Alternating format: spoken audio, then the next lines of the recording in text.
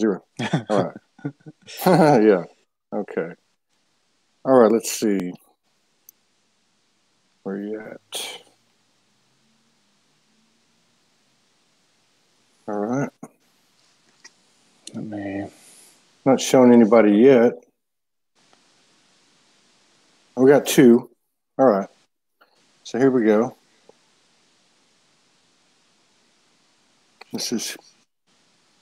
Here we go. Huh. Wait a minute.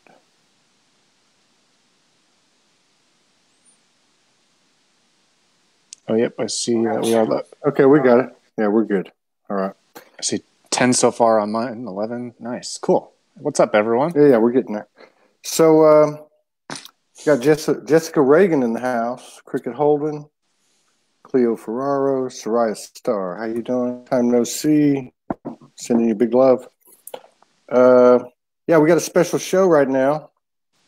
Received a really cool message, which I don't have in front of me, by this young brother, Jeremy Lasman.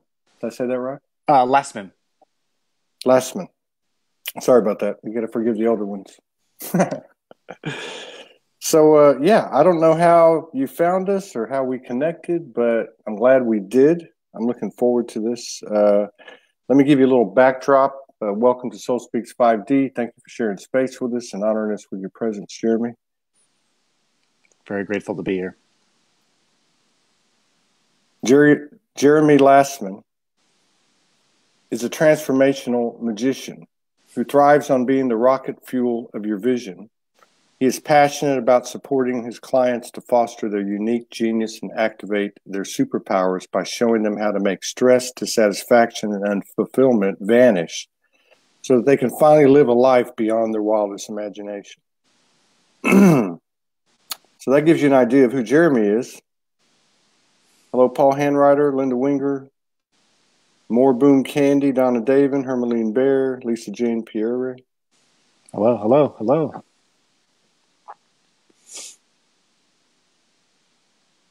Can you still hear me? Yes, I can. Yeah. Okay. I've got a little bit of a interference problem over here from time to time. If anything happens, just keep talking. Okay. All right. So welcome, Camille Yvonne. She's new here. Hello. Hello to you. Thanks for dropping in. May Mary Cooper.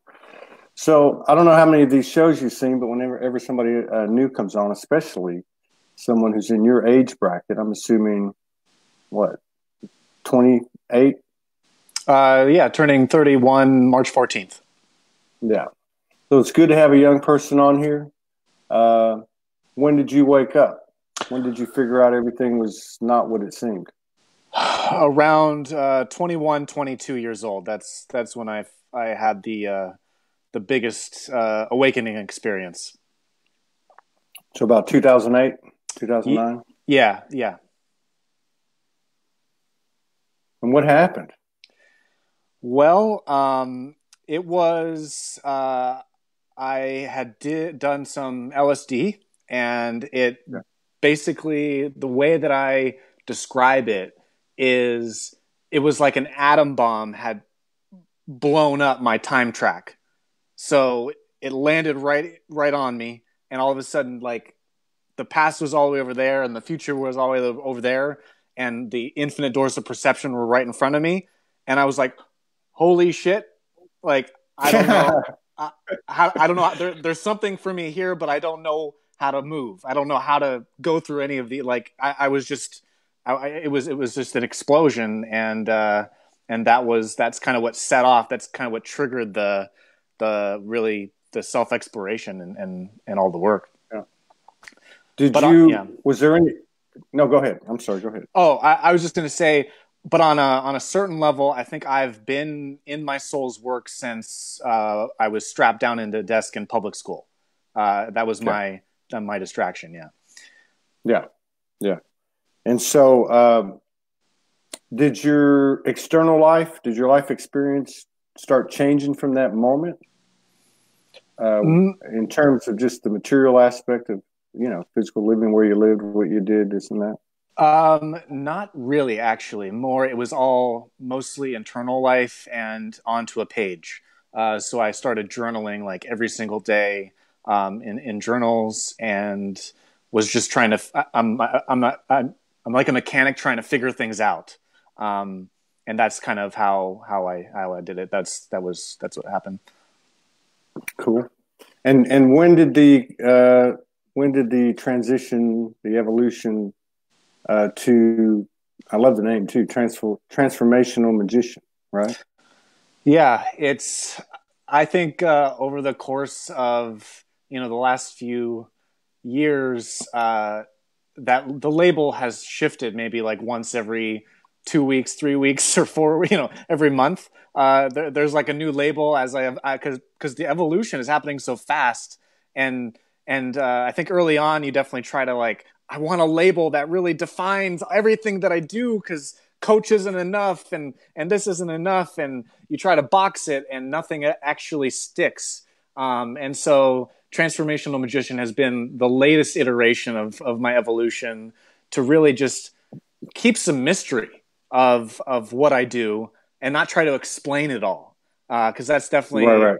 as an intellectual, I try to, explain, but allowing myself the permission to say, magician, and really let the work speak for itself. It allows some mystery and allows me just that freedom of like, I don't really need to define myself, really. I got you. Yeah. I got you. So I would assume that it's what people call energy work. Yeah. Yeah. It definitely is spontaneous, intuitive, and imaginative. Yeah. Yeah. And accelerative, I should say. I don't mess around. When I say rocket fuel, like, I really go fast. And sometimes I have Yeah. to slow down, but that's my aim, is efficiency. Yeah. And were you always able to do that, or did it take you time to speed up your efficiency? In terms of utilizing my gift and like Yeah, yeah, understanding my genius, that definitely took time yeah. to trust, and to really. So I call it like unphilosophy. So it was all about like removing everything from my mind so that I could find that 0 point. And as a neurotic, that was definitely a process in and of itself. But then it was like how to trust it, how to practice it, and to just do it and put myself into situations like this where there's no plan, I don't know what I'm going to say, and to just go with it. And then the more you do it, like, the funner it gets, and you get the results, and more trust builds, and the confidence builds. Yeah. And I'm assuming you did this, like, I guess like everybody else, right? On yourself first. Yes. Oh, yeah. I Just was the first test subject of my science. Yeah. and your science. What I love, what I'm hearing is spontaneous, intuitive, creative, imaginative. The same thing we say on this channel every day. Uh, like, in other words, I know when I do rituals, uh, that's how they are, and I don't do a lot of them. But when I've done them, they've always just been, okay, well, this is what I'm going to do. So every person that comes has a totally different experience. Sounds like. Mm-hmm, mm-hmm. Yeah. Well, yeah, And you definitely. do, and you do too, actually, right? Mm-hmm. Yeah, I think we're all from the same source, but we have a different puzzle piece, a different view Yeah, on how to share that message, that same message, and using our creativity to share it in such a new way that pushes the species forward. And that's what's driven me a lot. I consumed a lot of the sciences, of the spiritualities, the personal developments, the philosophies. Like, I'm a synthesizer, and I know a lot of yeah, people are too. Where you take that, and then I wanted to reinvent. I wanted to make something that really pushes the limits of performance, for what the pointers are pointing at. right. Wow. Yeah, and Now, when yeah. No, I was going to I wanted to ask you if, so when you started going inward, do you, were you receiving anything specific in terms of like, with your connection with infinite intelligence, uh, any type of instruction or anything like that? Or has everything just been intuitive for you? That's a big question, because I come from a very negative worldview. So an incredible amount of skepticism, cynicism, and pessimism. That's kind of what I look at as the web of negative worldview. Those are the things. So um, I was raised Jewish. I went to Hebrew school. I had a bar mitzvah, but I had no connection to that because it felt very, I just, I didn't feel it, and it was just forced upon me. And so for me to go from being a skeptic to a believer, I really felt alone. I really felt alone in that whole process, and I still don't feel like I have voices of guides. I mean, I believe it. I believe it now. Like, everything is possible, but in the way that other people have their imagination, have the images or the people or the archetypes of these help. I don't have that. I don't see that. That's not the way my imagination works. And so mine was really this journey from very deep skepticism of all of this stuff, to becoming a believer, and knowing that magic is real is the biggest gift, I feel. Yeah. Yes. I had a show prior to this one on the cuff, spontaneously, with Valentine from Macedonia, which was our second spontaneous one. And for some reason, as I was listening to him, as we were all listening to him speak this, I don't know what you would call it, this pure language that the young people have, I just asked him, how powerful are you? And I know that was part of the telepathic highway or whatever it was, but doing what you do, have gone through what you've gone through the last 10 years, 11 years, since that happened to you, what does that look like to you? I mean, you know what magic is, you're a practitioner, you've gone through your own ascension, evolution on a personal level, like so many of us have done. Mm-hmm. And, yeah, because that's really what this trip's all about, is our own power. Yeah. What does that look like to me? I didn't know what I was doing early on. It was just a stream of consciousness, just trying to make sense out of the bigger picture existential things, and trying to I think to hyperbolize it, putting the weight of the world's suffering and every single problem there is on my shoulders, and trying to find a solution. That kind of energy was behind this. And so that synthesis to come up with something so elegant, that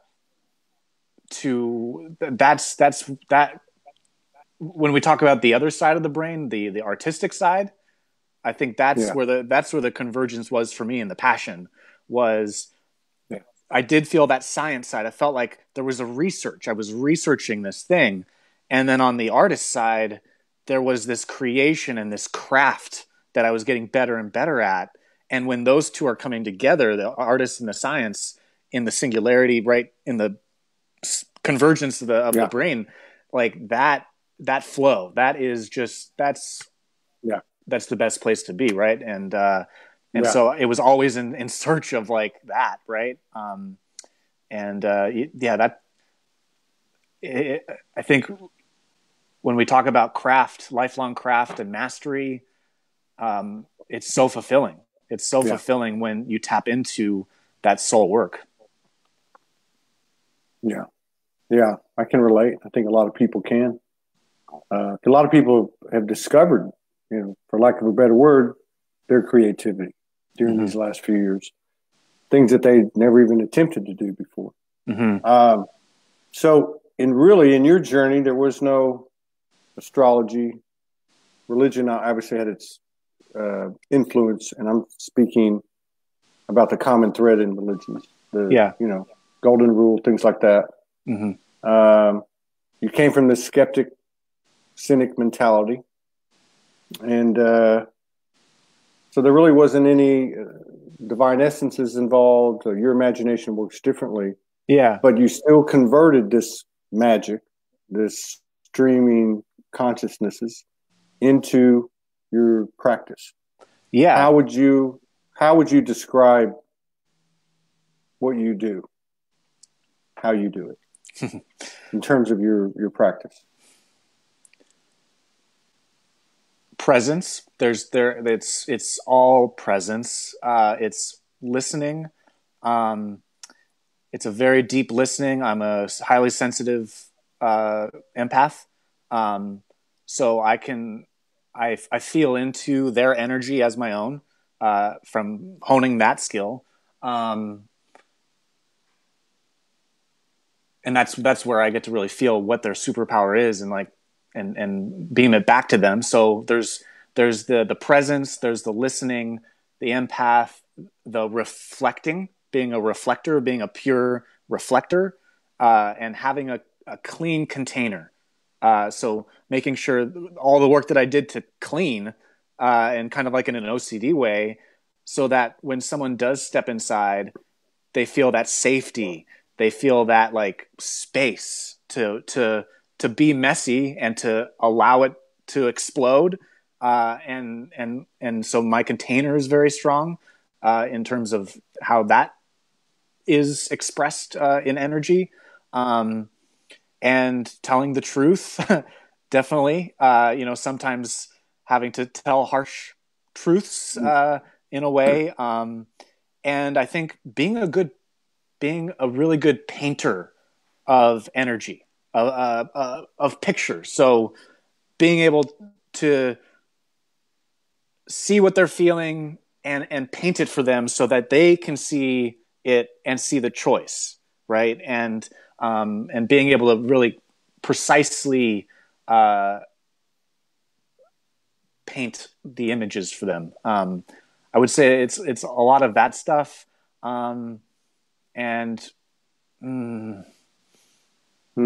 yeah, that's what's coming up. To answer that?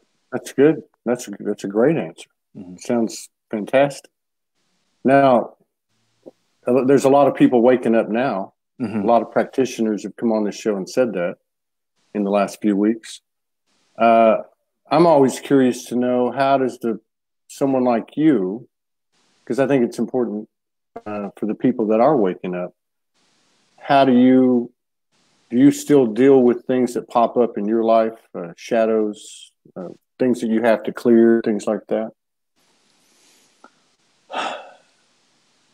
Mostly just, are you talking about on an internal level? Yeah, I know you did a lot of work in those 10 years on yourself to clear the container. Yeah. Some of the people that are waking up get, there was that whole, they can do it, I can't do it. They're experiencing this. They don't really look at it the way you did. You just said, I don't get what other people get. I don't get the essences and, the galactics and this and that. I just have this mainline, different type of imagination, is what you were saying. Right. So some almost inferior, especially if they're just waking up. You still have things to clear. Do they present themselves to be clear? I know a lot of people have talked about lately how it's a little bit different now. They just show up and you just kind of erase it and it's gone. Yeah, it's a good question. I think it's the craft of being, which I know it's kind of sounds paradoxical, but being is the easiest thing in the world because you have to do nothing. But the craft of being, where it's right at that edge of there's a practice, there's like a mastery to having a higher and higher frequency, versus just being kind of complacent. I think that's a lifelong thing. And I think there are patterns that come around to see, like, have you really gotten this? And and so it's those checks, I think. So I'm not necessarily clearing things per se, but things come back around as like, have you gotten this? Have you gotten this? And if I have, then it's like, yeah. And then it's like that frequency keeps building and building. But you know, I still get hit with waves because I'm a creative person too. So I still get hit with the waves where I get knocked down with ascension symptoms and I don't feel creative and I feel like shit and weak and all of that. The physical part. The physical part, yeah. But the mental anguish, that is pretty much all gone because of how I understand the illusion. Yeah. Well, plus you're always fine-tuning it. Mm-hmm. And that's really what you're doing. Mm-hmm. And maybe that's what we're stepping into now. More and more people are it's just a way of life, really. It's a lifestyle. Mm-hmm. Yeah, and it's a joy. It's a joy. Like, Have you noticed what's it been from your eyes? I mean, have you noticed a quickening over the last few months? Yes, sir. Yes, sir. It's things are definitely quickening, and I just wrote a post about this where I had this like realization, this like clarity moment where I think for the longest time over the last few years, I still had a compartment of the spiritual ascension, the shift in consciousness, like all of that stuff was kind of like, I kind of looked at it like spiritual entertainment where, you know, maybe it's real, maybe it's not real. Like it feels real to me, but like when I look out there and I interact and my parents, like that, it's not like it doesn't exist in that realm, in the matrix of out there to me. But recently, and I was watching Jason Estes on your show. That's what connected me with you, where that compartment broke, and I'm like, no, it's freaking real, and it's here, and so that's definitely the thing that I've noticed over the last week or so. Yeah, and it's like erupting now. It's like there's been a big shift in it, and to your explanation, it's like literally a whole new world in the sense of even what your expectations were. Like this game is a lot bigger than you or I ever thought it was. Yeah. This is for sure. Yeah. So, I mean, are you getting any type of galactic impressions, any type of star family impressions, or do you have any resonance with, say, animals, or is there anything that you kind of connect to more than other things? More than other things, or even new things. Let's say like galactic. Yeah. I understand what you're asking. I don't use those terms, but there is something that I feel vision-wise that I am meant to bring down as a big picture dreamer kind of at label, and it's called imagination technology, and it's still galvanizing at like by the day. Like it's not something that I could just be like, yes, it's this, and I can define it and put it in a box yet. But it's big. It feels like because it represents, and I think it is a humanitarian platform to represent this shift, so that the disbelievers and the skeptics and the cynics and that negative worldview can finally start to see this spiritual shift that's happening.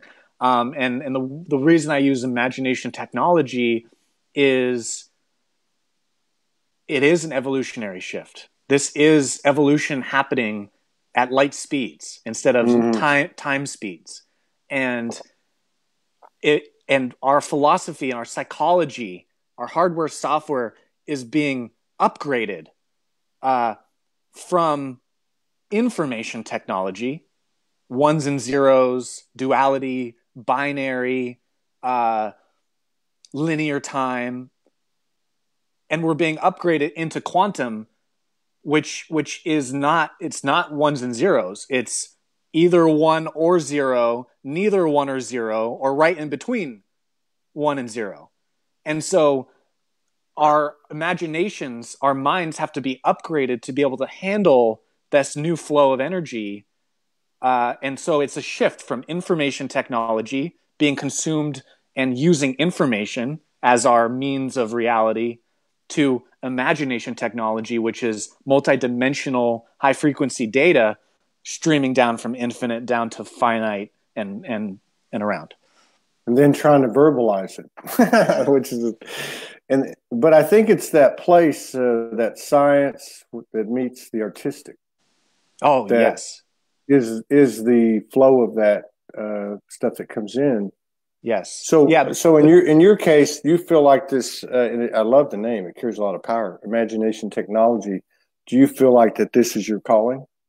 Yes. Or part of it? Yeah. Yeah. Because Go ahead. Go ahead. Okay. It's because like exactly what you said. The left brain is the science, the logic and the science, and that's where humanity is, and that's the information side.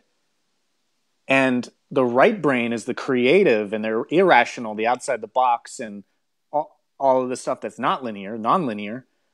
And so the way that I look at it in imagination technology is there's the science silo on the left side.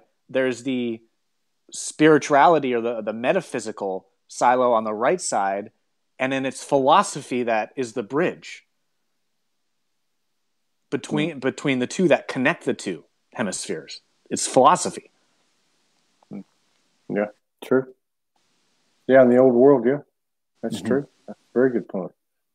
And so, how could you describe in summary, or just a little glimpse of what you know, what you see this as, or however you might explain that?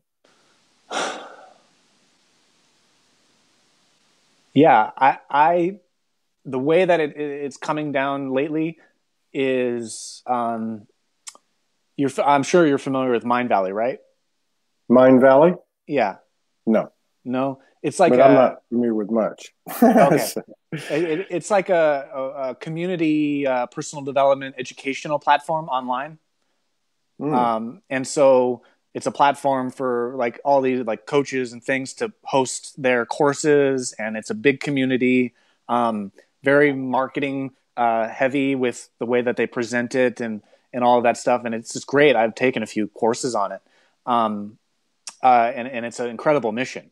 And of course I have to, say that there's no competition in the new paradigm. So it's like that, but I feel that it is a more next generation, a more cutting edge platform of education that will allow these geniuses, these transformational artists, and all of these people like me who aren't necessarily really good at the business side of things, to be able to convert their IP into a business, to give them a platform to have their courses and have their, growth hacking, biohacking, transhumanism, all of these things that are really painting this evolution and helping people evolve into imagination technology as a stream where they understand multidimensionality and they can foster their presence and understand that stuff. I feel like it's a platform for that, for cutting edge technologies and systems. Yeah. It reminds me a little bit of Jason's. Right. I can't remember the name of it right. Activation Station? Activation Station, yeah. Yeah. Yeah. So we're in that case, there's no verbalization. It's all energy. All energy and decision making from the individual. Yeah. Driving the expansion, their own expansion. Yeah. Through a consciousness that's like Soulogy. It's got more, it's made up of many, many people and, all that stuff. Yeah. So that's interesting. Yeah. Now, it sounds to me like when I hear imagination technology, it sounds to me like cutting edge, like for instance, I hate to even use the word, but manifestation, Mm-hmm. like really, really reaching out into the far reaches of our imagination to create anything at all. Yeah. That's just kind of the impression I get from the power of the name of it. Yeah. Yeah. I mean, it's how to upgrade your mind to handle more power. Like if you running Yeah. like the old operating system that humans are running is survival of the fittest. And that is scarcity based. It's fear based. And we're not going to like collectively evolve as efficiently if we're putting more stuff on top of antiquated hardware and software or operating system. Like that if we're going to pile on stuff to try to change, Yeah. it's not going to be Yeah. efficient and it's going to be very heavy.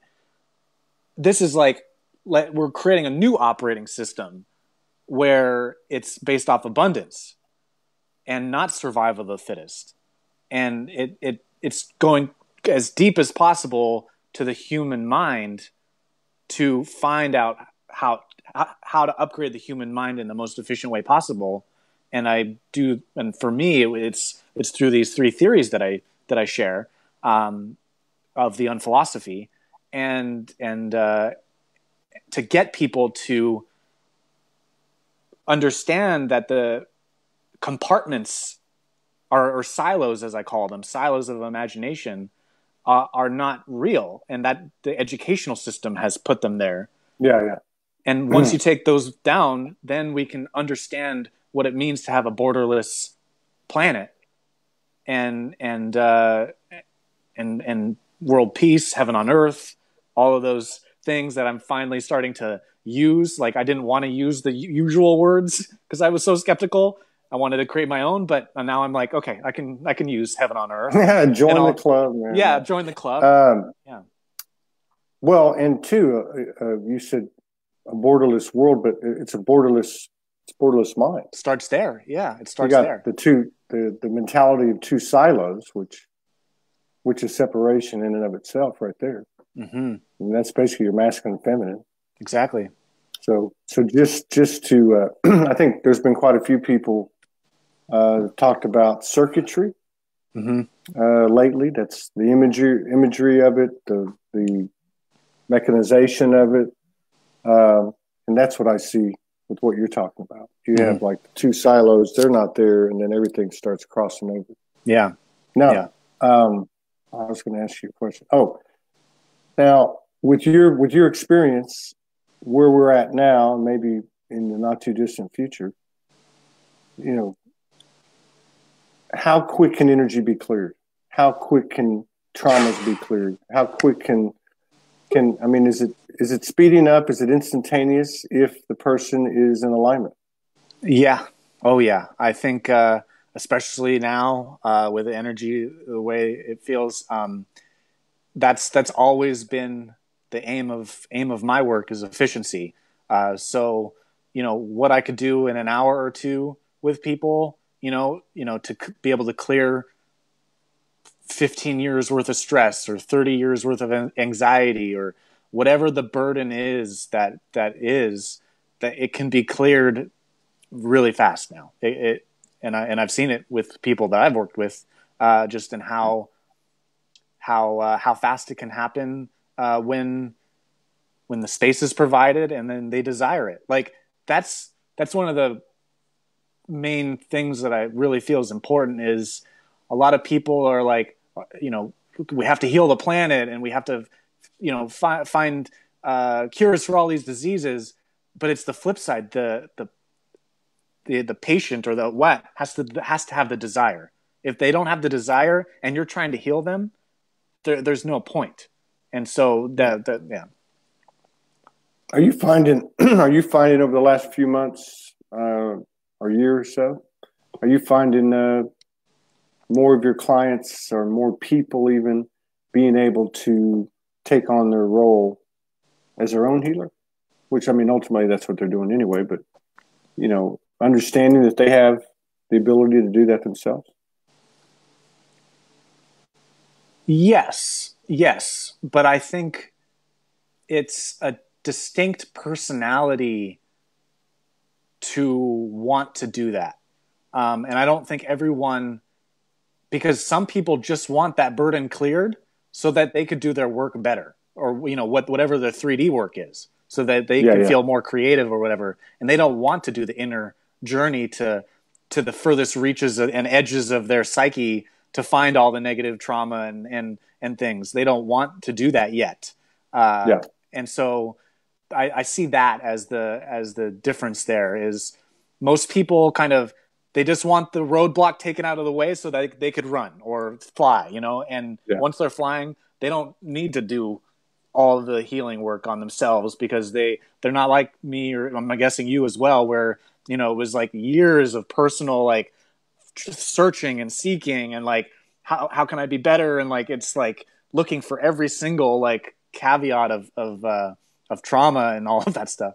Well, I didn't do that. I removed a lot of stuff the hard way, and then I met someone like you, and we ended up getting married. There you go. Daily, pretty much, yeah. But, to your point, some people do certain things and some people don't. That's a really good point. I think, was it you or the guy before talking about everyone's a different piece of the puzzle? You were saying it earlier, at the top of the show. Yeah. So, I mean, I'm just curious as if, as everything expands, I would think that more and more people would be coming to the same epiphanies, revelations of skills, abilities, the power, the magic. And it seems like it, especially over the last few weeks on these shows, there's been a lot of congruence, and I'll keep saying that. I saw a lot of it today. I saw a lot today in the other shows and some in this one too. So it's nice to know, especially someone your age. I mean, when did you start working on, or even entering your mind about being into the work that you're doing? I guess at that point it was life coach at that point, right? Yeah, I mean, consciously started entering that realm at 21, 22. Unconsciously, so I share this. So this is an interesting soul. I mean, I say it in an entertainment way, but I share the same birthday with Einstein, 314, and I've always known that, like, he was the first biography I picked up by chance in elementary school, and that's where I learned that we share the same birthday. And so it's an interesting synchronicity. I don't take it too seriously, but I do feel like I am standing on his shoulders of his work, because his work was a paradigm shift for humanity. He brought space and time together and introduced relativity, which it shattered. It changed the whole paradigm.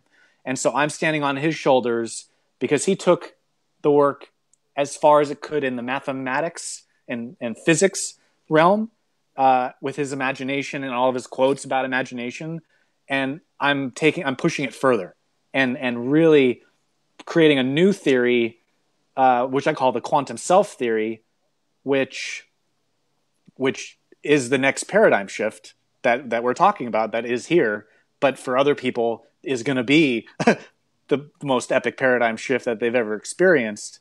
And so after elementary school, and I was put down in a desk in 6th grade, I think that's when I unconsciously started to continue my work, because I was processing something. I was computing and calculating, like, bandwidth was being used to calculate human suffering, the problem of it, and solving it, and chugging, because I did not have, like, I avoided social life. It was like I had like an invisibility cloak. I was like stayed under the radar, all those talents and stuff, because I, like, a part of me was working on something. I just didn't know what, until it started to form and become visible. Very cool. So you were aware something was going on at some level. Some level. I mean, as an intelligent, sensitive kid, like and having that trauma baton passed down onto you and not wanting to deal with that, like there's definitely some processing that was happening. Yeah. And in terms of like, I guess your alignment, have you, 10 years, 11 years into this journey, has the universe matched your vibration, your conscious vibration, your conscious creative vibration, or is it occurring as we speak? And I mean that not from a philosophical way, but just getting the results you want, basically. The latter. It's there's definitely a time delay of physical results of my work, because I think thematically there has been a lot to really understand and learn about my own skepticism, about the remnants of it, around the disbelief and not, and so visibility has been the thing that has definitely been flowering more and more, but has been the edge of being seen and having people see me, and then also the last year or so when I've really tried to turn on the business and struggling with that, of trying to package my business and be a business and marketing and sales and branding and trying to be in that world as hard as possible, and just struggling like hell to like just make momentum happen, and sell and make money at it, and like trying to figure out how to do that. That has been a huge hurdle. So there's that financial thing, but like I was telling you on our message, like having our convergence here and being more visible and having people starting to come and be interested, I feel like the dam has breaking as we speak on that abundance, to really now the physical will reflect all the work that I've done. To answer your question, I think that's definitely what's up. Yeah, I can relate to that. You can't 3D your mission. You can't 3D business size your mission. It doesn't work. and I have tried, and I know it's going to happen. I just need help. I need that, like the business team of like. Again, this is why I want to create this platform, is because I know there's a lot of people like me, where they're like a Ferrari in a garage that's not being used. They have this genius, and they just need that platform where other things are handled for them, and they just get to show up or create the content, and then it's game changer, because then it's boom, you get that abundance, and I know like once I can get my intellectual property clear out there in the business world, that the 5-figure, 6-figure, all that, the good stuff is well on its way. Yeah. Oh, I was going to ask you, now you're 31, 32, 31. Yeah. Next month. Do you have friends, I'll just put it in these terms, that are as awake as you are in your age group? Only on Facebook. My no, not in my normal day to day. Only on VR. Yeah. Well, that's what a lot of people say. Yeah, isn't that weird? Weird? But there's quite a few too. Of course, they're all the ones I know are probably 15 to 30 years older than me, 35. Mm-hmm. And that is there's this wave of people coming forth who lived like you, kind of in the background, and are getting the call to get out there. and you're Step up. feeling Yeah. Step up time. Yeah. And I always in the right way and not forced or not fun kind of thing. So it's definitely been, the theme of patience, especially as, being rocket fuel and wanting things to be efficient and fast. Patience has definitely been a lesson. Yeah, that's a good rule for the road and the ascension. Mm-hmm. So you were coming into all this stuff, remaining skeptic, which is in the positive way. Mm-hmm. You're proving it out. Yeah. And then you've hit a point now where and distancing yourself from ascension terms, basically. And now you've hit a point where the science is meeting what you can prove is meeting what can't be proved, whatever you want to call it. Yeah. Yeah. And this just happened to you recently. Yeah. Over the last few years, to be able to really be confident and certain in my knowing, because it was, I set out on an impossible task, really, like to scientifically prove faith. I mean, that was the impossible task. But I've got my journals and all of my work, behind me, and then all of this evidence and experience with just my practice and with other people, and getting the validation and the confirmation of just watching other people do it that I respect, and resonating with it and seeing that tilt. Mm-hmm. Yeah. So it's moved fast the last few weeks. You're in agreement with that since January 1st? Mm-hmm. Mm-hmm. I mean, it's moved really, really fast. Yeah. I don't even, I can't even conceptualize, I can't even conceptualize January 1st right now. Like it's there's like linearity is out the window completely. Right. Now, we were talking about that on the early show today. The whole thing with the short-term memory loss and the things that stand out that you can remember, typically, I don't know, high-level things, synchronicities, places you went, something happened, things like that, versus these 3D, I don't want to say mundane things, but they don't really, they're not in our space anymore. It's almost like you said, you're in that world, and then you'd go see your mom and dad and, go do these 3D things. And it's like, but it seems like that's disappearing. And the memory part of it is kind of a symptom of that. I don't know. What do you think? I think it's just converging. It's starting to converge. I mean, and that's really what a deja vu is it's a quantum convergence of remembrance of the now. And so the discrepancy is starting to become way more apparent between the Matrix and now. Yes.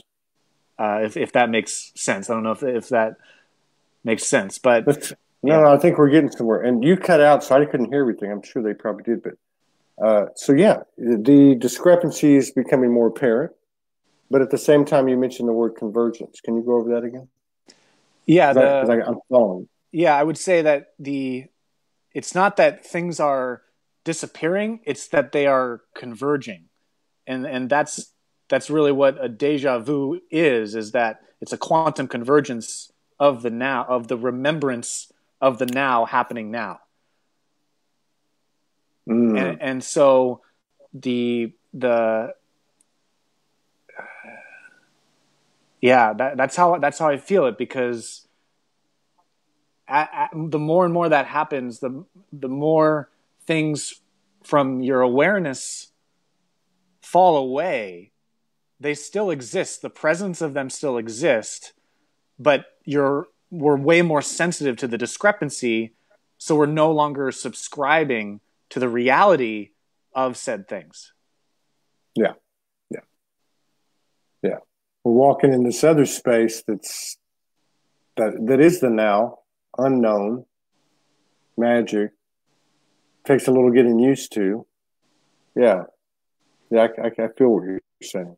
Yeah. And have you had now? Okay, so I know you've had what you refer to as ascension symptoms, and again, trying to get a message across to people just waking up all across the board, whatever it is, to share the information.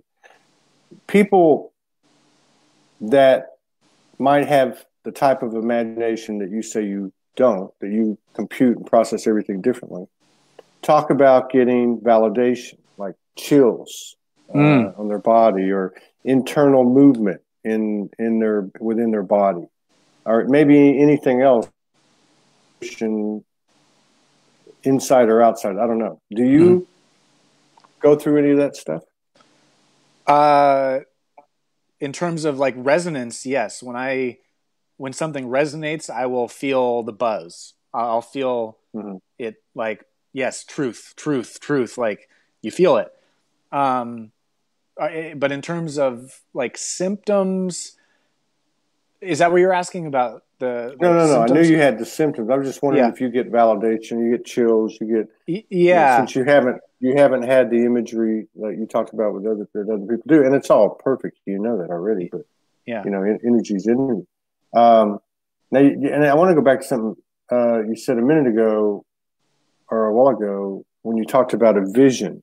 Do you get stuff visually in terms of a la Einstein, like, with your imagination, building things, seeing things, structuring things, such as imagination technology? Yes. I don't, quote unquote, see it, but I feel it. Okay. Yeah. When I close my eyes, I don't see anything. Like again, this goes to that skepticism. Like it's black, right? Other people can see the colors and like figures and all that stuff, and for me, it's all feeling or clair sentience. No. Yeah, I think that's what it's called. Is clair sentience, where it's like that knowing, like it's just that knowing. Yeah. Now, you said that you don't really have any friends like most people, unless they're on Facebook. But of the friends you have on Facebook, how many of them are in the 25 to 35 age bracket? I mean, is it common? Is it uncommon? Yeah, it's common. I would say. But I mean, are they awake? I mean, are they talking about this stuff or feeling this stuff or experiencing this stuff? That's really what I meant. That's a good question. I know in the coaching circles that I'm a part of, yes, the people that I follow, colleagues and stuff, that they know something's going on. But it is such an interesting dichotomy, because you get into the business world and this, I don't think people even know. Yeah. And so there's definitely a lot of the business world that I'm a part of or subscribe to that, the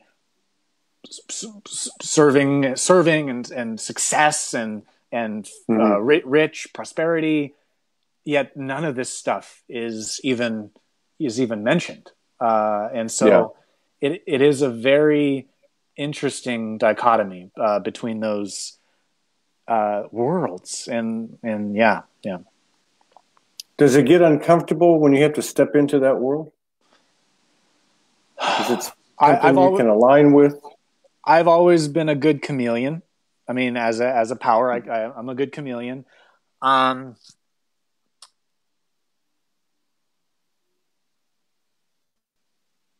Yes and no. I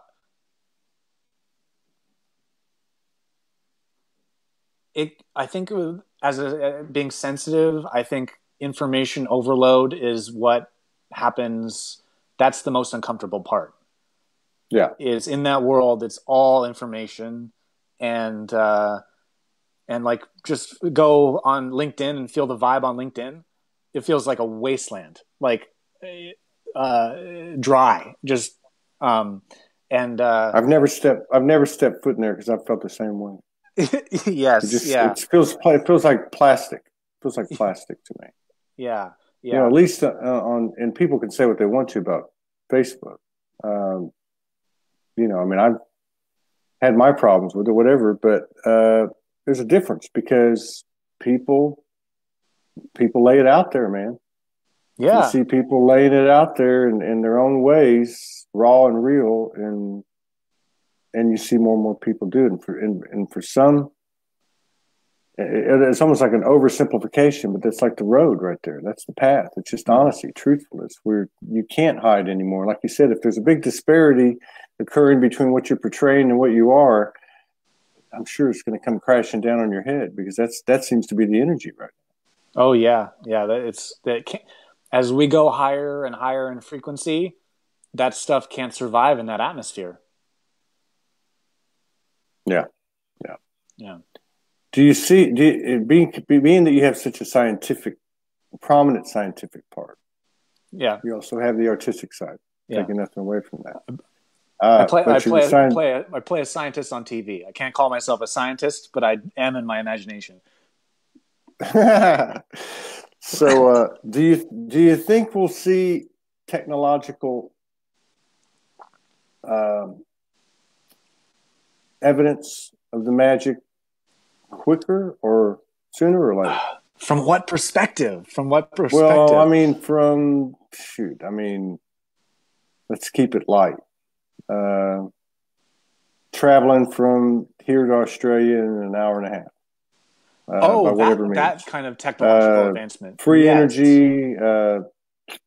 You mentioned transhumanism. I'd love to get you back on the show and have a discussion about that because I think there's a lot of misunderstanding about it.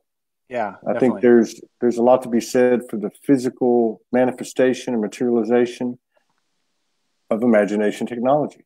Yeah, I think Elon Musk is on it. Yet I don't think he is even. I mean, he goes to Burning Man and all that stuff, so there's some sense of wokeness. But in terms of this type of awareness of a global shift in consciousness, I don't think so. Because I think he still is really anxious and carries a lot of anxiety and all of that.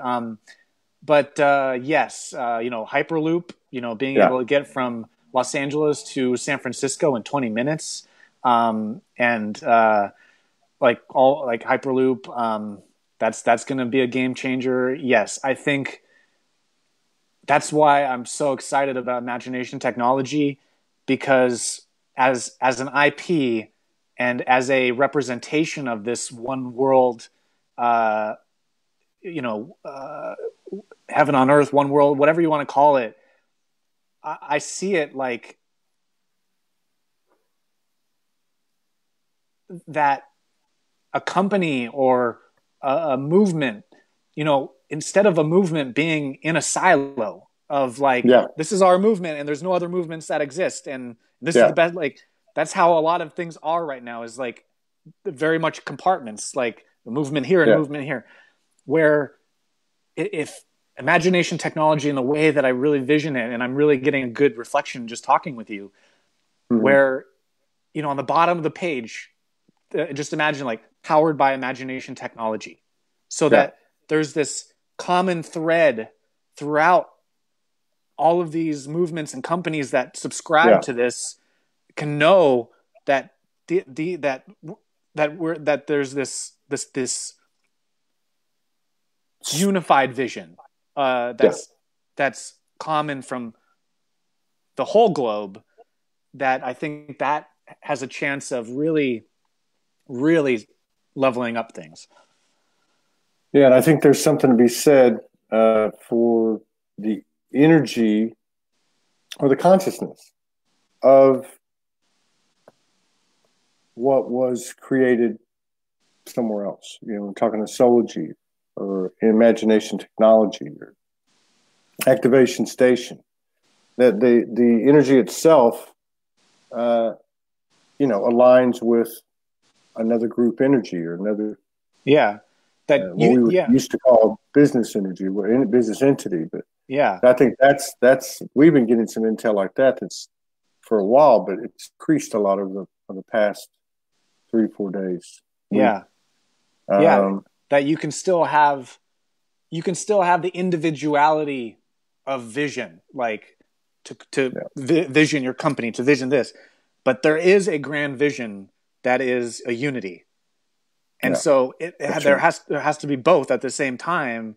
And I think once those two things can parallel, or whatever the metaphor is you want to use, that they can simultaneously be running in our psyche, that's when this whole planet is going to be like, boom, like future.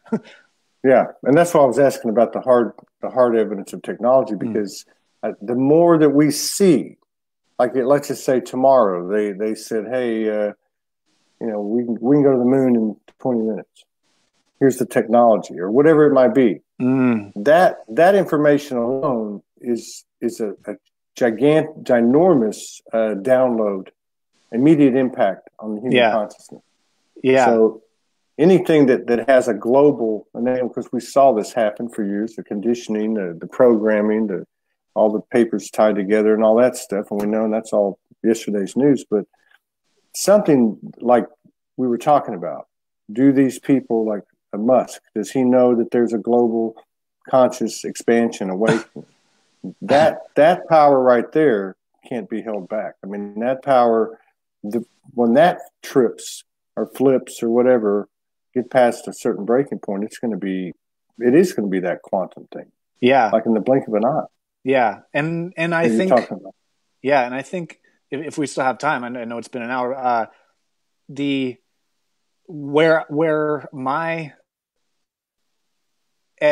walls were hit creatively, scientifically, of like, because one of the things that held me back from really expressing heaven on earth was I'm not sure if humanity wants it or is ready for it. And I'm sensitive to that, of like free will and honoring like a soul's journey, that they came here for a reason, that they want an experience. And so if you're saying like, oh yeah, we can take away all experience and make things happen in the blink of an eye, I don't think humanity or humans want that necessarily. We want that delayed gratification as well. And so we're finding that balance, I feel, because we're right now, it's so cool because Elon is planning to go to Mars, and we're in that journey right now where history is happening. And if we were to just say, okay, let's go to Mars right now, we would lose some sense of that satisfaction of like the steps and the waiting, like we can do it. And then when you do it, there's like, yes, we did it, because there was that time factor.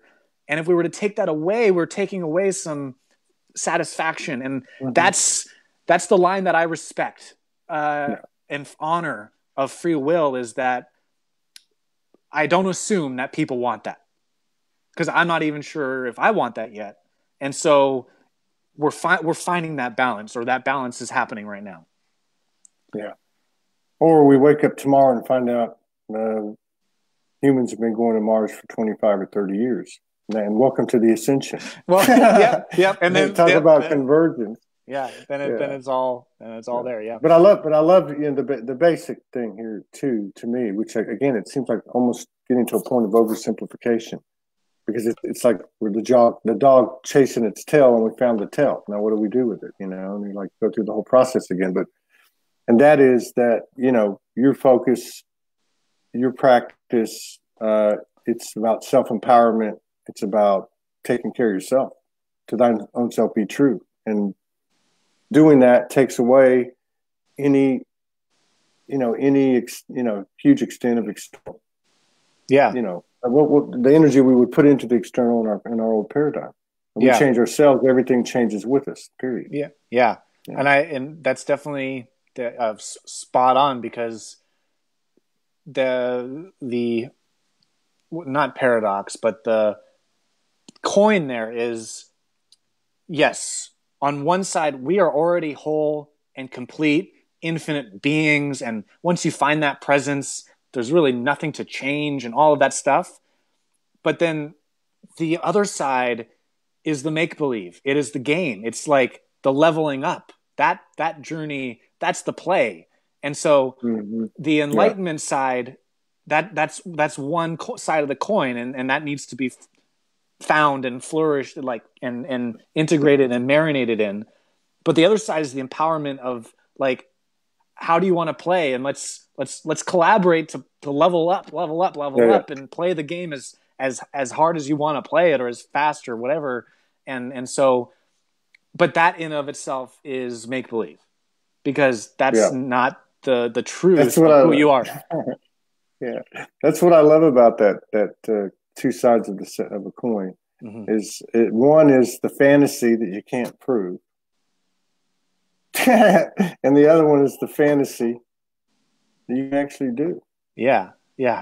With because even if I used to say this when I first started doing my work, when I was just coming off the streets of it, I'd say, even if I don't know, like if I don't know that we're not, we're just warm dirt when this is all over, I'm still going to act like it is, because I have a choice to do that. And how do we know that by the mere thought of our own, our own core central thought from the heart, whatever you want to call it, isn't actually the difference that we make in expanding creation, evolution, whatever. Yeah. Fascinating conversation. I'd love to collaborate with you again and support you however we can on the Soulogy network. There's so many things we can talk about more. Yeah, people are going to be wanting to find you. So if you could please put your links on the comments when the show's over.